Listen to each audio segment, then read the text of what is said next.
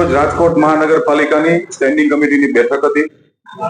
આ બેઠકની અંદર કુલ 53 દરખાસ્તો સ્ટેન્ડિંગ કમિટીમાં ભારતીય જનતા પાર્ટીના સૌ સભ્યો અને સ્ટેન્ડિંગ કમિટીના સભ્યો સાથે આજે આ બેઠકની અંદર 53 દરખાસ્તો આપવામાં આવી હતી। આ દરખાસ્તોમાં કુલ 102,44,16,00,000 જેવી માતબર રકમના રાજકોટ શહેરના 18 વોર્ડની અંદર વિકાસ કામોની આજે મંજૂરી આપવામાં આવી।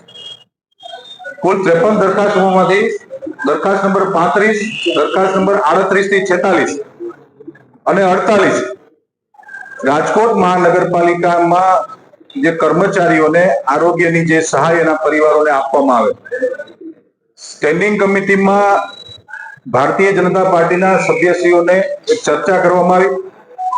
દર વખતે આરોગ્યની જે દરખાસ્તો આવી રહી છે અધિકારીશ્રીના પરિવારોની ચૂકવણીની ખર્ચની, તો આ દરખાસ્ત પેન્ડિંગ રાખી અને એક પોલિસી બનાવવામાં આવે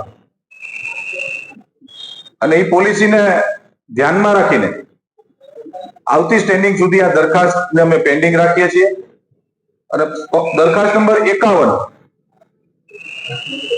સાતમ આઠમના તહેવારોની અંદર રાજકોટમાં સમાજ કલ્યાણ સમિતિ દ્વારા સાંસ્કૃતિક કાર્યક્રમો કરવામાં આવ્યા હતા, પરંતુ આ કાર્યક્રમો વરસાદના કારણે કાર્યક્રમ થઈ નથી શક્યા। પરંતુ ભૂતકાળમાં રાજકોટ મહાનગરપાલિકાની અંદર કાર્યક્રમ જ્યારે નથી થતા ત્યારે કલાકારો પોતાના ખર્ચે રાજકોટ આવી ગયા હોય છે, તો એને ભૂતકાળમાં પૂરેપૂરા પૈસા ચૂકવાતા। પરંતુ આ વખતે રાજકોટ મ્યુનિસિપલ કોર્પોરેશનની સ્ટેન્ડિંગ કમિટીમાં ભારતીય જનતા પાર્ટીના સર્વે સભ્યશ્રીઓએ એક વિષય મૂક્યો હતો, કાર્યક્રમ જ નથી થયો તો પૂરા નાણાં ન ચૂકવવા જોઈએ। એટલે આજે એક પોલિસી બનાવવામાં આવી છે કે 50% પૈસા એને ચૂકવી દેવાના, 50% પૈસા એને ન ચૂકવવા જોઈએ।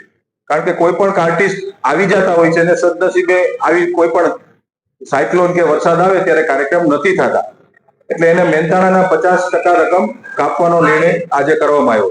કુલ 102 કરોડ જેવી માતબર રકમના કામો, વિકાસ કામો આજે મંજૂર કરવામાં આવ્યા। મુખ્ય કયા વિકાસ કામો થયા? આમ જોઈએ તો રાજકોટ મહાનગરપાલિકા માટે તમામ કામો મુખ્ય કહી શકાય છે।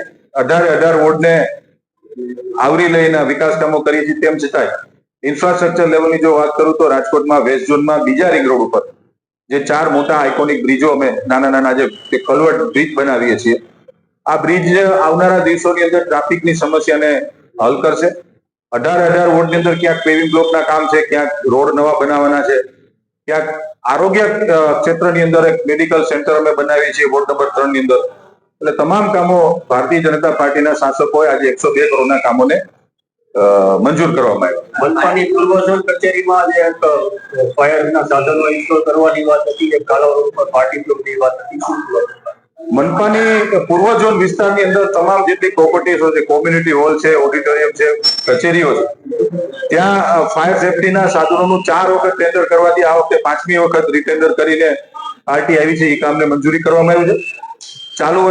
ચાલુ નાણાકીય વર્ષની અંદર બજેટની અંદર સ્ટેન્ડિંગ કમિટીએ જોગવાઈ કરી હતી કે રાજકોટના અલગ ઝોનની અંદર પાર્ટી પ્લોટ બનાવવામાં આવે ને જે ટોકન દરે રાજકોટના જરૂરિયાતમંદ પરિવારોને એમના માટે એમના પરિવારમાં કોઈ પણ પ્રસંગ હોય એ પ્રસંગ કરી શકે એના માટેની આજે પૂર્વ ઝોનની એક, ઈસ્ટ ઝોનની એક દરખાસ્ત હતી, વેસ્ટ ઝોનની દરખાસ્ત હતી, એને પણ અમે મંજૂર કરીએ છીએ। ખૂબ સારો આવનારા દિવસોની અંદર વેસ્ટ ઝોન એટલે કે કાલાવ રોડ પર સારો પાર્ટી પ્લોટ આવનારા દિવસોની અંદર રાજકોટ મ્યુનિસિપલ કોર્પોરેશન બનાવવા જઈ રહ્યું છે અને એના ઇન ટાઈમ સમયની અંદર પૂર્ણ કરીને રાજકોટને એક નવું નજરાણું અમે આપવા જઈ રહ્યા છીએ।